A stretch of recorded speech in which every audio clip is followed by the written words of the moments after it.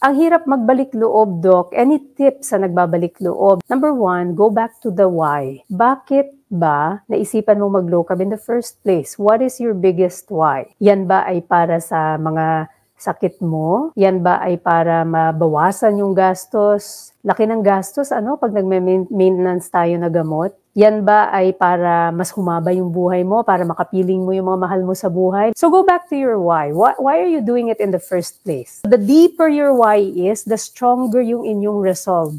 Kung ang why nyo lang dati ay magpa-sexy, then bakit nyo gusto magpa-sexy? Bakit nga ba? Ikalawa, of course, you have to really remove all the things that will get in the way. Siyempre, ang hirap naman magbalik loob sa low carb kung ang bahay mo punong-puno pa rin ng mga high carb stuff, kung lagi ka pa rin natatempt. So, do an edit. Just clean out your pantry, and then immerse yourself again. Kabisaduhin mo ulit yung food guide, ayusin mo ulit yung mga menu mo. It always helps to create a menu. Go back to the group. Kung hindi ka pa part ng group, balik sa group. Tignan mo yung mga samples sa mga pagkain. Then you create your menu for the month.